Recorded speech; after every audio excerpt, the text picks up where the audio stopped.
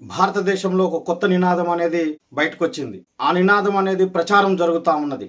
ఆ నినాదం రావడానికి ప్రధాన కారణం ఎవరు, ఎందుకు వస్తున్నది అంటే, గత 2-3 నెలల నుంచి cockroach Janata party neat paper leak అయినందుకు దానికి బాధ్యత వహించి కేంద్ర విద్యాశాఖ మంత్రి రాజీనామా చేయాలనే ఒక డిమాండ్ తోటి పెద్ద ఎత్తున పోరాటం నిర్వహించి బీజేపీ ప్రభుత్వ పాలకులను ఇంటి మీద నిద్ర లేకుండా చేసినటువంటి మనందరికి తెలిసినటువంటి విషయమే. ఈ విషయం దేశ ప్రజల్లో ఉన్న వాళ్ళందరికీ కూడా తెలుసు. కానీ కాక్రోచ్ జనతా పార్టీ చేసినటువంటి పోరాటంలో ఎంతో మంది యువకులు, విద్యార్థులు కూడా పోలీసులు చేసినటువంటి లాఠీ చార్జ్కు బలయ్యారు. అంతేకాకుండా చాలా మంది తలకాయలు పగిలి చాలా మందిని కూడా పోలీసులు అమానుషంగా కొట్టడం అనేది జరిగింది. ఈ ఉద్యమం అనేది దేశవ్యాప్తంగా సంచలనంగా మారింది.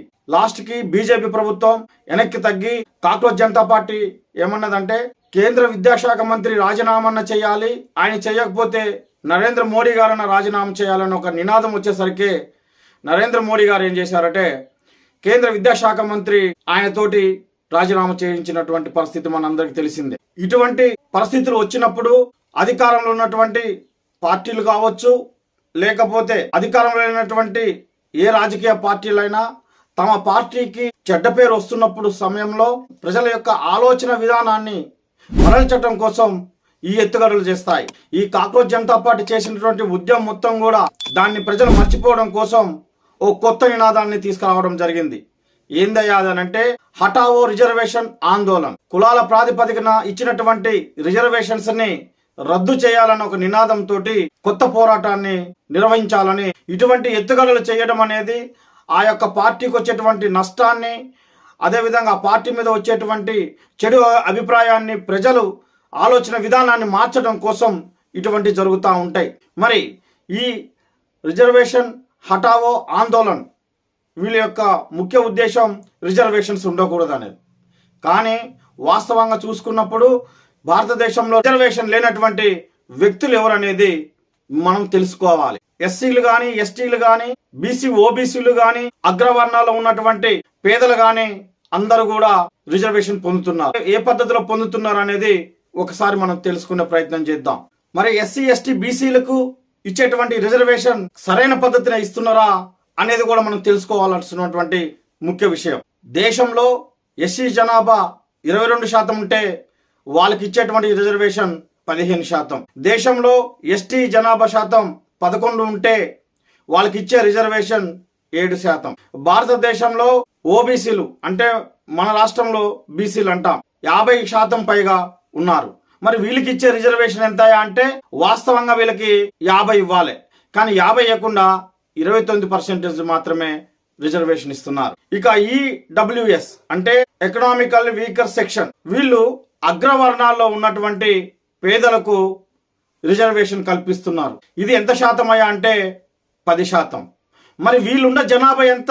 10% కంటే తక్కువ. కానీ ఈ శాతం అందరికి తెలుస్తుందన్న ఉద్దేశం మీద ఇంతవరకు కూడా లెక్కలు తీయనటువంటి పరిస్థితి మనం చూస్తూనే ఉన్నాం. మరి ఇక్కడ చూసుకున్నట్లయితే ఎస్సీ జనాభా ఎక్కువ ఉంది, రిజర్వేషన్ తక్కువ ఉంది. ఎస్టీ జనాభా ఎక్కువ ఉన్నది, రిజర్వేషన్ తక్కువ ఉన్నది.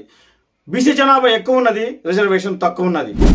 మరి ఈడబ్ల్యూఎస్ జనాభా ఎంత ఉన్నది, మరి వాళ్ళకి ఇచ్చేటువంటి రిజర్వేషన్ శాతం ఎంత ఉన్నది? ఇక్కడ ఒక్కసారి అందరూ కూడా ఆలోచించాలి. మరి టోటల్కి ఇదంతా కలుపుకున్నప్పుడు 59% రిజర్వేషన్ అనేది భారతదేశంలో రాజ్యాంగబద్ధంగా అధికారికంగా అందరూ కూడా అనుభవిస్తున్నారు.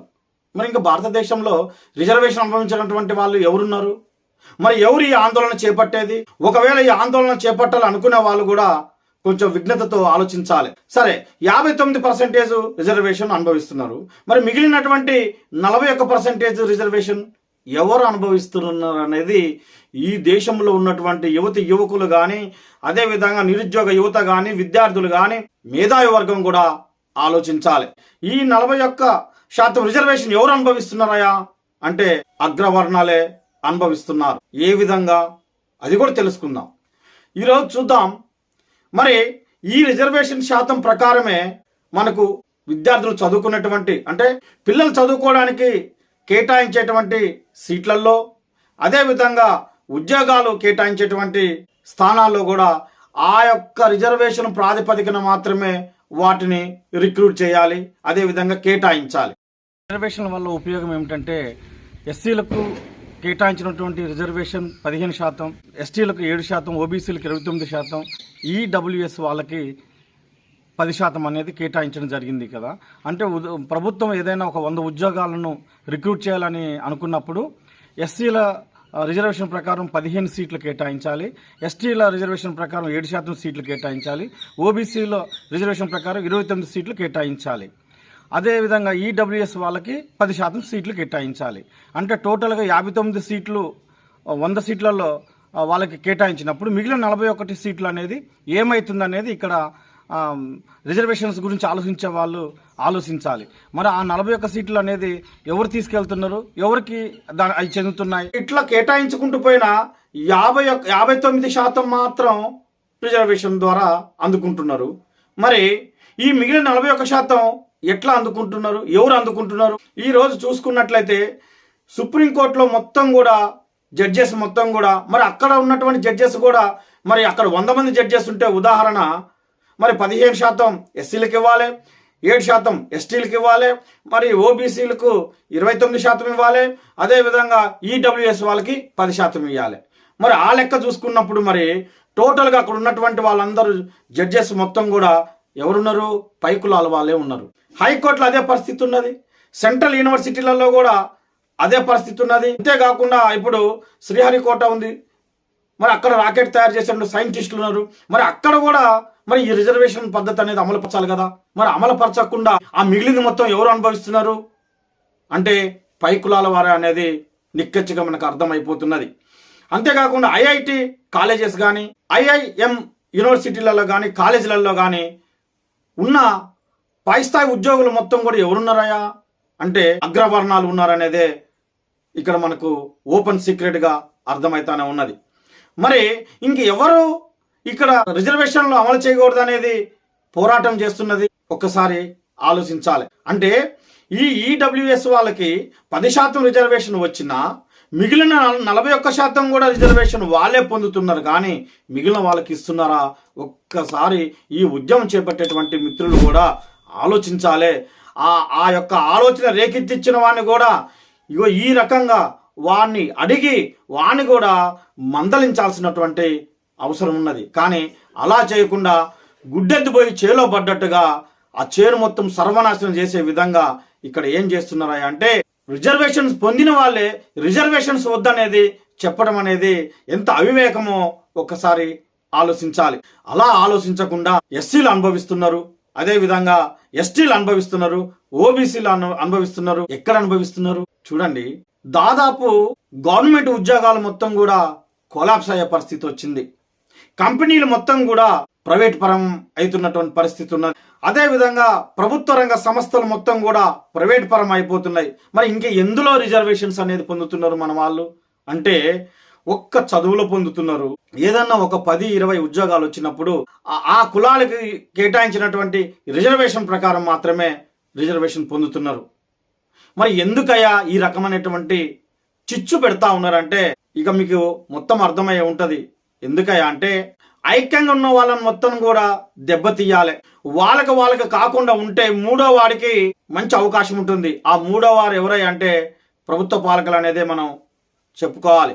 మరి ఇక్కడ ప్రజలు అనేది వాళ్ళ పద్ధతులు వాళ్ళ ఆలోచనలో వేరియేషన్ తీసుకొచ్చినప్పుడు లాభ పొందేది ఎవరంటే అధికారంలోకి రావాల్సినటువంటి వచ్చినటువంటి వాళ్ళందరూ కూడా ఈ లాభాన్ని పొందేటువంటి అవకాశం ఉన్నది. అలా కాకుండా మరి ఈ విషయాన్ని కూడా యువత ఆలోచించాలి. యువత ఆలోచించకుండా గుడ్డిగా అదేవిధంగా ఎవరో చెప్పిండు కదా అని చెప్పేసి ఆందోళన చేసుకుంటూ పోతుంటే భారతదేశం మొత్తం కూడా అల్లకల్లోలం అయ్యేటువంటి పరిస్థితి ఉన్నది. రిజర్వేషన్ వద్దని ఒక ఉద్యమం తీసుకొస్తే ఎస్సీ ఎస్టీ బీసీలు ఆగుతారా? ఈడబ్ల్యూఎస్ వాళ్ళు ఆగుతారు. ఎందుకంటే వీళ్ళందరూ పొందిన దానికంటే వాళ్ళు ఎక్కువ పొందుతున్నారు కాబట్టి వీళ్ళు కొట్టుకుంటే వీళ్ళకి ఇంకా హ్యాపీగా ఉంటుంది కాబట్టి వాళ్ళు ఆగుతారు. మరి వీళ్ళందరూ ఆగుతారా? వీళ్ళందరూ కూడా ఎదురు తిరిగితే నినాదం తీసుకొని పనిచేసే వాళ్ళు నిలబడగలుగుతారా? దేశం శాంతి భద్రతలు ఉంటాయా? ఈ రకమైనటువంటి ఆలోచన చేయాలి. అంతేగాని ఇంకొక విషయం ఇక్కడ ఏంటంటే ప్రతిభకు పట్టం కట్టాలి అని అంటున్నారు. ప్రతిభకు పట్టం కట్టాలి కట్టాలి. ఎవరికి ఎంత ఇవ్వాలనేది రాజ్యాంగబద్ధంగా తేల్చిన తర్వాత ప్రతి పట్టం కట్టేది ఏందన్న? ఇది ఈ నినాదం అనేది ఇప్పటి నుంచి కాదు, ఇది ఎప్పటి నుంచో వస్తున్నది. కానీ రిజర్వేషన్స్ అనేది అమలు అవుతూనే ఉన్నాయి. ఇక్కడ మరి ఈ రిజర్వేషన్స్ ఎందుకు కేటాయించబడ్డాయి, ఈ రిజర్వేషన్స్ ఎందుకు ఇవ్వబడ్డాయి అనంటే, మన రిజర్వేషన్ల పితామహుడు సాహు మహారాజు 1874లో ఏమంటాడంటే, ఓ ముందు పోయేటువంటి పిల్లవాడిని వెనక ఉన్న పిల్లవాడు అందుకోవడానికి ఇచ్చే చేయూతే రిజర్వేషన్ అని మహానుభావుడు చెప్పాడు. అదేవిధంగా డాక్టర్ బిఆర్ అంబేద్కర్ గారు ఏమంటారంటే, ఒక బాగా చదువుకున్నటువంటి విద్యార్థిని అందుకోవాలంటే ఓ వెనకబడిన విద్యార్థికి ప్రైవేట్ చెప్పడం అంటే ట్యూషన్ చెప్పడం లాంటిదే రిజర్వేషన్ అనేది మహానుభావుడు చెప్పాడు.